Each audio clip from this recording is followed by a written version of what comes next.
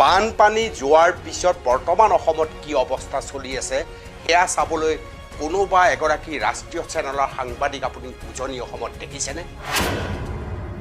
এই সকলে সাংবাদিক ৰাষ্ট্ৰীয় চেনেলৰ সাংবাদিক যিসকলে নিৰ্বাচনৰ সময়ত হেলিকপ্টাৰত উঠি ডাঙৰ নেতাৰ তেওঁলোকে সাক্ষাৎকাৰ গ্ৰহণ কৰে।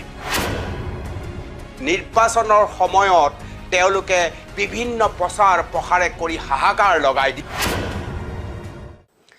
ৰাষ্ট্ৰীয় সংবাদ মাধ্যমে উজনিত হোৱা ভয়ংকৰ বানপানীৰ কিমান কভাৰেজ কৰিলে আমি সকলোৱে এতিয়ালৈকে দেখিছোঁ।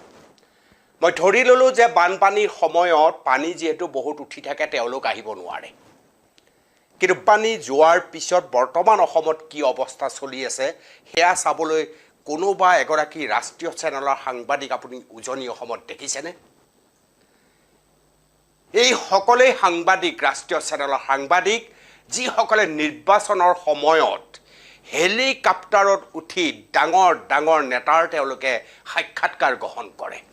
অসমৰ চাৰিওফালে তেওঁলোকে পিয়াপি দি ফুৰে। চাৰিওফালে পিয়াপি দি ফুৰি নিৰ্বাচনৰ সময়ত তেওঁলোকে বিভিন্ন প্ৰচাৰ প্ৰসাৰে কৰি হাহাকাৰ লগাই দিয়ে আৰু এই সকলে নিৰ্বাচন পাৰ হৈ যোৱাৰ পিছতে এক প্ৰকাৰ অন্তৰ্ধান। অসমৰ কোনো নাম তেওঁলোকৰ জিভাত এই পৰ্যন্ত নাই বুলি ক'লেও বঢ়াই কোৱা নহয়। ৰাষ্ট্ৰীয় চেনেলৰ এয়াই কি দায়বদ্ধতা অসমৰ প্ৰতি? ক'ত গ'ল অৰ্ণৱ গোস্বামী? অসমৰ সন্তান অৰ্ণৱ গোস্বামী সিদিনা আহি গুৱাহাটীত কৈ গৈছিল যে মই অসমীয়া বুলি গৰ্ব কৰোঁ। ক'ত গ'ল সেইজন অৰ্ণৱ গোস্বামী? অৰ্ণৱ গোস্বামীৰ টিভি শ্ব'ত ক'ৰবাত অসমৰ বানপানী সম্পৰ্কে চৰ্চা কৰা আপোনালোকে দেখিছেনে? ক'ৰবাত অৰ্ণৱ গোস্বামীয়ে বান সাহায্যৰ কাৰণে কিবা কৰিছে দেখিছেনে? ইমান ডাঙৰ ফ'ৰ্চ থকাৰ পিছতো অৰ্ণৱ গোস্বামীয়ে কিয় ক'ব পৰা নাই যে অসমত এই ধৰণে বানাক্ৰান্তৰ দুৰ্দশা তাৰ পিছতো SDRFে ভালকৈ কাম কৰিব পৰা নাই? কিয় প্ৰশ্ন সুধিব পৰা নাই? ক'ত গ'ল অৰ্ণৱ গোস্বামী? আমিতো অসম গৌৰৱ বুলি সদায় আমি ওপৰত ৰাখোঁ অৰ্ণৱ গোস্বামীক। আজি সেইজন অৰ্ণৱ গোস্বামীক এই বানপানীৰ সময়ত ক'তো আমি বিচাৰি পোৱা নাই। বানে ধোৱা অসমখনক যদি ৰাষ্ট্ৰীয় পৰ্যায়ত আমি প্ৰচাৰ আৰু প্ৰসাৰ কৰিব পাৰিলোহেঁতেন তেতিয়াহ'লে কৃষকৰ বাবে বানে ধোৱা অসমীয়াৰ বাবে আৰ্থিক পেকেজ পাবৰ বাবে এটা শক্তিশালী আৰ্থিক পেকেজ পাবৰ বাবে সক্ষম হ'লোহেঁতেন। কিন্তু তেওঁলোকৰ অসমক লৈ উত্তৰ পূৰ্বাঞ্চলক লৈ এয়াই পৰিণাম। দিখৌ কিয় উফন্দি উঠিল?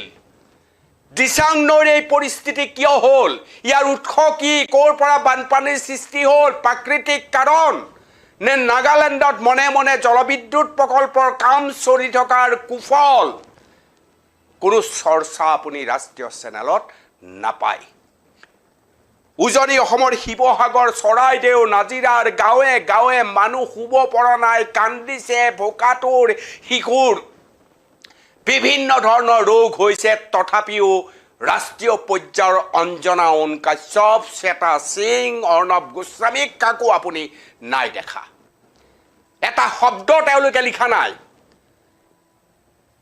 আৰু এই বানপানীৰ সময়ৰ এই ভয়ংকৰ পৰিস্থিতিৰ সময়ত ৰাষ্ট্ৰীয় চেনেলৰ এইসকল সাংবাদিকে কক্ৰোচ জনতা পাৰ্টীৰ বৃহৎ ছাত্ৰ আন্দোলনৰ বিৰুদ্ধে কেনেকৈ যুদ্ধ কৰিব লাগে তাতহে তেওঁলোক ব্ৰতী হৈ আছে। এয়াই তেওঁলোকৰ ৰাষ্ট্ৰীয় দায়বদ্ধতা। কেতিয়াবা দুখ লাগে, কেতিয়াবা বেয়া লাগে, কেতিয়াবা এনেকুৱা লাগে যে এটা সময়ত আমি যিটো মাহীয়াৰ দৃষ্টিভংগী কৰিছিলোঁ আজিকালি বৈদ্যুতিন মাধ্যমেই যেন সেই মাহীয়াৰ দৃষ্টিভংগী গ্ৰহণ কৰিছে। ষ্টুডিঅ'ত বহি তেওঁলোকে এটা ছাত্ৰ আন্দোলনক কিমানলৈ কঠোৰ সমালোচনা কৰিছে আপোনালোকে দেখিছে। সেই সময় তেওঁলোকৰ হাতত যথেষ্ট আছে, কিন্তু অসমৰ চাৰিওফালে বানাক্ৰান্তৰ চিঞৰ বাখৰে, বানাক্ৰান্তৰ কান্দোনে কিন্তু তেওঁলোকৰ কলিজা কঁপাব পৰা নাই। এয়াই হৈছে ৰাষ্ট্ৰীয় চেনেলৰ বা ৰাষ্ট্ৰীয় কাকতৰ সামাজিক দায়বদ্ধতা। আজি এটা স্পট ৰিপৰ্টিং হ'ব লাগিছিল, অনুসন্ধানমূলক বাতৰি ৰাষ্ট্ৰীয় চেনেলত সম্প্ৰচাৰ হ'ব লাগিছিল যে কোনো দিনে যোৱা 10-15-20-25 বছৰ ধৰি বানপানী নেদেখা শিৱসাগৰে কেনে কিয় দিখৌ নৈৰ পৰা দুখ পাব লগা হ'ল কাৰণ কি কিয় এই দিচাঙত ভয়ংকৰ ৰূপ দেখিলে কিয় ভগদৈ উফন্দি উঠিল আৰৰ কাৰণ কি কোনো অনুসন্ধানমূলক বাতৰি এটা অংশও আপুনি নাই দেখা দুৰ্দশাত ইমান কষ্ট পোৱা প্ৰত্যেকজন আমাৰ মানুহৰ বাই ভনী প্ৰত্যেকজন মানুহৰ কাৰণে কথা ক'বলৈ এজন মানুহ এটা ৰাষ্ট্ৰীয় চেনেলৰ সাংবাদিক অসমত আহি উপস্থিত নহ'ল কাইলৈ আপুনি নিৰ্বাচন পাতক লোকসভাৰ নিৰ্বাচন পাতক এমাহ আগৰ পৰা এওঁলোকে অসমৰ চুকে কোণে সোমাই এওঁলোকে তথ্য সংগ্ৰহ কৰিব আৰু প্ৰকাশ কৰিব অমুক হ'ল এয়াই হৈছে ৰাষ্ট্ৰীয় পৰ্যায়ৰ সামাজিক দায়বদ্ধতা এইবাৰ অসমৰ মানুহে কাষৰ পৰা এই দৃশ্য দেখিবলৈ সক্ষম হৈছে আমি আনৰ কথা নকওঁ অসমৰ এজন সুযোগ্য সন্তান থকাৰ পিছতো এটা বৃহৎ টিভি চেনেল থকাৰ পিছতো সেই টিভি চেনেলৰ দায়বদ্ধতাৰে তেওঁ এই বাতৰি প্ৰকাশ কৰিব নোৱাৰিলে কৰা নাই ইচ্ছাকৃত নে কিহে আপোনালোকে বুজি পায় ইয়াতকৈ আৰু হৃদয় বিদাৰক কথা আৰু একো হ'ব নোৱাৰে যেতিয়া সামাজিক দায়বদ্ধতাৰ কথা হৈ যায় তেতিয়া মহান অসমীয়া হোৱাৰ পৰা তেওঁলোক মনে মনে থাকে চুপ হৈ যায় আৰু যেতিয়া ইয়াত আহি ভাষণ দিব লাগে গামোচা পিন্ধিব লাগে তেতিয়াই তেওঁলোকে ডাঙৰ ভাষণ আৰম্ভ কৰে ঠিক অসমীয়া মানুহ আমাৰো ভুল আছে আমি এইটো মাতি তেওঁলোকক ৰজা কৰিছোঁ গ্লেমাৰ ষ্টৰ পৃথিৱীত আমি তেওঁলোকক বিচৰণ কৰাই দিছোঁ আৰু সেইবাবে আজি এই ধৰণৰ পৰিস্থিতি আমি দেখিবলৈ সক্ষম হৈছোঁ এটা ৰাষ্ট্ৰীয় চেনেলে অসমৰ এই ভয়ংকৰ দুৰ্যোগত একো কৰা নাই যাৰ ফলশ্ৰুতিত কি হৈছে আপোনালোকে জানেনে আজি কেন্দ্ৰীয় চৰকাৰৰ প্ৰতিনিধি দলে আহি সৰজমিন তদন্ত কৰিব লাগিছিল কাৰণ যিকোনো মুহূৰ্তত আমাক এক আৰ্থিক পেকেজ ইমিডিয়েট অতি শীঘ্ৰে আমাক এটা আৰ্থিক পেকেজ লাগে যদি কেন্দ্ৰীয় চৰকাৰ প্ৰতিনিধি দল আহিবহে আমি শুনি থাকিম তেওঁলোকে পৰ্যবেক্ষণ কেতিয়া কৰিব আমি ভাবি থাকিম তেতিয়াহ'লে আপুনি সেই সুবিধা ক'ৰ পৰা লাভ কৰিব মই দুখনমান ছবি দেখুৱাইছোঁ ফুল স্ক্ৰীনত ৰাষ্ট্ৰীয় চেনেল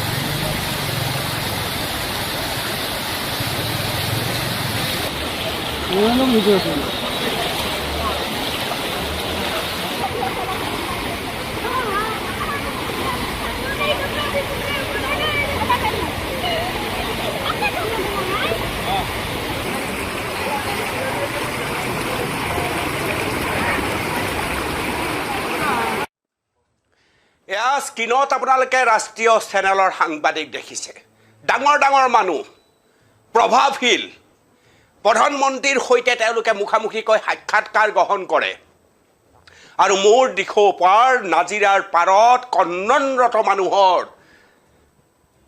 মনৰ কথা বিলাবলৈ তেওঁলোকৰ হাতত সময় নাই যাৰ ফলশ্ৰুতিত ৰাষ্ট্ৰীয় স্তৰত আমি আমাৰ স্বাধিকাৰ আমাৰ প্ৰাপ্তিৰ ক্ষেত্ৰত আমি সমস্যাৰ মুখামুখি হওঁ আপুনি ভাবক অসমত এই ভয়ংকৰ পৰিস্থিতিত কেন্দ্ৰীয় প্ৰতিনিধি কোন আহিছে এই পৰ্যন্ত অসমত কোনেও নেদেখা ঘৰে অসমীয়া মানুহে কান্দিছে পৰিয়ালৰ প্ৰত্যেকজন মানুহে কান্দিছে যে আজি উজনিত কি হৈছে আমাৰ এই খেতি পথাৰ শেষ আমাৰ ঘৰবোৰ ভাঙি শেষ আজি স্বাস্থ্য সেৱা বুলি একোৱে নাই খোৱা পানীৰ অভাৱ আৰু কেন্দ্ৰীয় চৰকাৰৰ কোনো প্ৰতিনিধি এই মুহূৰ্তলৈকে আমি সন্মুখৰ পৰা দেখা নাই